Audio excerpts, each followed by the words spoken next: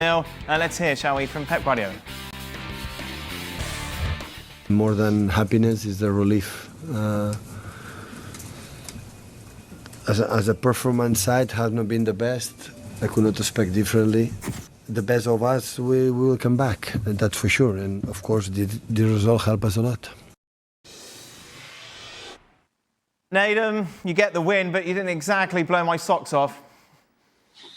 All right, that's not the goal, is it, to blow down Thomas's socks off? It should be. It should be. I want a statement win from Manchester City. I want them to impress me. They're so weird. There is so much nervousness and tentativeness around that whole team throughout the 90 minutes. Yeah, Dan, I know. And in fairness, Leicester were the better team in the second half, but some of the chances that they missed, kind of shows the reason why they're down in the bottom three at this moment in time. And I think for City, they're in this position where for Pep Guardiola for years, throughout his entire managerial career, he's been obsessed about performance because he believes performance will lead to results. Then all of a sudden he's in a position where he's getting no results, but now he needs one, and he got one, and he talks about the relief, but he knows that that's not something they'll be able to sustain. You give up that many big chances to other teams between now and the end of the season, you'll end up with nothing at all. So yeah, I think for the players, it's just a relief to walk into a dressing room or change room after a game and not have your head down and say, flipping it, we've lost again. How's this happened? I think they've obviously had to ride their luck. There was a nice bit of play from McAtee for the goal. Savinho scoring his first Premier League goal of the season after, I think, 26 shots. So he's off the mark finally. I think they can take a sigh. They can take some relief, know that they've got a good few days before their next game, and maybe the performances can start to turn, but they definitely needed that win. And for as much as they didn't blow your socks off, what would this segment be like if they would have lost again to a side that's in the bottom three? The sort of feeling would be very, very different. So I think for Pep, he's wise, he's experienced, he gets it. He'll take it, but not try and have that as the game plan going forward, because they were fortunate to a certain extent today. Yeah, they could have lost this one as well. Yeah. Well, this game was about moments for both. And the moments that could have gone against City in this game have been going against them in previous games, and one of the reasons that they've lost. The Vardy chance we saw on the clip, there was two or three times, in the first half. And when Vardy headed it back, I thought of you, and he gave the Vardy heading back to Ortega, and Vardy nips in, goes round the keeper, I think, and is able to be cleared. Also, in the first half, Vardy made 2 or 3 runs. Maybe he just goes a little early. Yep. All the balls played a little late, but he's in behind, and Aki steps up and catches him. But those moments where, and we've talked about Vardy, where he's made some errors of judgment, or Vardy's missed this chance, those were definitely going against City whenever they were giving those away in the last, a dozen games or so. Today, for whatever reason, Lady Luck sort of smiled on their mistakes. Yeah. And on top of that, they got a couple of decent goals. But yeah, I mean, it's kind of where we are with Man City at the moment. Not expecting them to completely dominate games, which is a surprise, but that's where they are. And sort of wiping their brow because they've actually got a result. They were still too easy to play against. There was times when Leicester were playing out from the back and you think Manchester City were going to close them down and win the ball back and have a chance. And then Leicester kept on playing through them and had a chance up the other end and broke the first line of defence. That made it more difficult for Kovacic, who was the main holding midfield player. Made it more difficult for the defenders to make decisions. And Leicester, they did a lot of good things, but you can see they're still a side that are struggling for confidence. They're struggling to find any form. And I think they could be down there. Yeah, they could be in big trouble. They could be in big trouble come the end of the season. You've got to take those sort of chances. McAtee, of course, impressed a bit, I suppose, coming on, Naden. Yeah, he certainly did. And I'll be honest, I'm quite biased because he's a friend of mine. I think seeing his name on the bench for the last maybe 10 weeks and seeing him not coming on the field, it's been tough for him. Basically, I spoke to him not too long ago, and he just sounded like he was bored. Basically, just watches games like all the fans. The only one with friends. I know, Naden's friends. His friends are players, though. Your friends is just down the pub. You two need to become friends. That's it, just to have a bond. I mean, I think it was Sheffield United. He was out in loan before. Yeah. And I suppose it's always a difficult decision for a younger fringe player at such a talented team.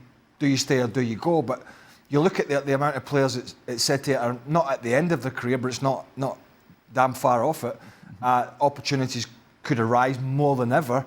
But then you look at somebody like Cole Palmer as a young player at City or wherever club you're at, and you think, well, if he can go and do that, maybe I can go to another club and raise my game and raise the awareness of what I'm all about. So it's a very difficult scenario. But dare I say it, the way City are, the state they're in at the moment, there is definitely going to be more opportunities for players like McAtee and some of the younger players, because some of these older guys, the legs are just not able to do it for them anymore. Speaking of older guys, Kevin De Bruyne has started today. Yep. I know everyone's out of form. Foden's not very Silva, but it just doesn't. There's nothing. There's nothing there. I wouldn't say there's nothing there. He's still the best passer of the ball out of all those We're not players. seeing it. We're not seeing it. What about his cutback, the big cutback for Haaland in the very first 5 I just feel there are anomalies in what is otherwise a very average performance. When he gets the ball, I think something might happen. When I look at some of the other players, I don't think anything's going to happen. Bernardo Silva at the moment wants to go backwards and square. Foden doesn't look as though he can go past anybody and goes back. When Kevin De Bruyne gets the ball and he's got his head up, I always think here comes a pass that could cut the opposition through. I would still play him every week. He would still be one of my number one players. And I'd think about the players in and around him, because at the moment I don't fancy Phil Foden at all as doing anything that's creative. So where's the ceiling for Manchester City this season? You take a look at the odds for top four. I think it's very difficult, Nadim, isn't it, to make an argument as to why you think City are going to put a run together. Yes, they win today. As to why they're going to finish in the top four. They're odds on. You know, you're not going to make any money from it.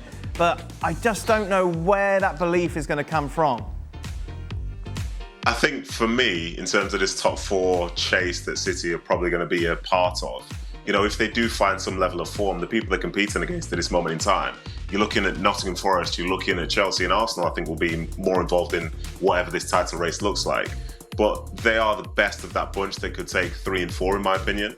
And as it stands, like, they've been horrendous, and they're 2 results away or 3 results away from the teams who are ahead of them, who might potentially fall off a little bit. I think knowing that City can get better and knowing that some of these other teams are performing almost at their peak, like Chelsea could kick on and be really good for the second half of the season, but how many of you really believe that? You know, it's the same for Forest. They could do the same, but how many of you really believe that? And how many think that City will be a disaster for the remainder of the season?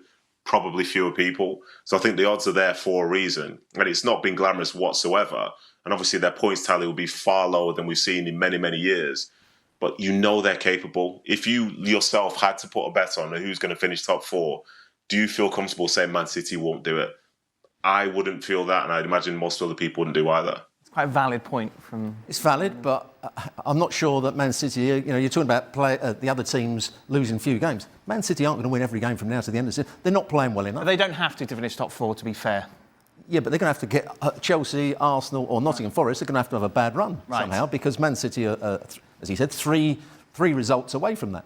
And are they not going to drop points? I think Man City will at the moment, because there's no belief in what they're trying to do. There's no belief in their defensive strategy, and they're not creating enough, and they look lacklustre when they're trying to win the ball back. So I don't think Man City are going to keep winning and winning and winning just after this one game. They're in, but they're right in amongst the sort of rest of the teams that are fighting for a European spot. It's kind of where they are, isn't it? Yes. They're not. Yeah. You know, if they finish 5th or 6th, I wouldn't be surprised. If you were a manager of another team playing against Man City now, would you be frightened of the game? Well, I don't think anybody is. No.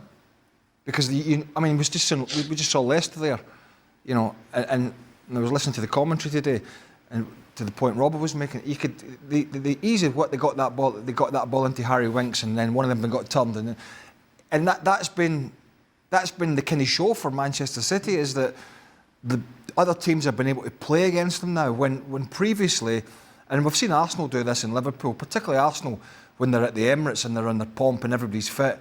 I used to watch some of these games and think, my God, I haven't seen this team get out of Arsenal's out of their own half, barely out of their own penalty box, and Arsenal are on top of them. That's what City did better than anybody. It wasn't just the football; it was the smothering and the winning of the ball back. And they just don't have that at the moment. So I think obviously they'll win games and they'll score goals, but they're still going to lose a lot of goals. And they're basically in a bun fight to get into that top 4. And I don't think they're in a better position than any of the other teams. I really don't. A team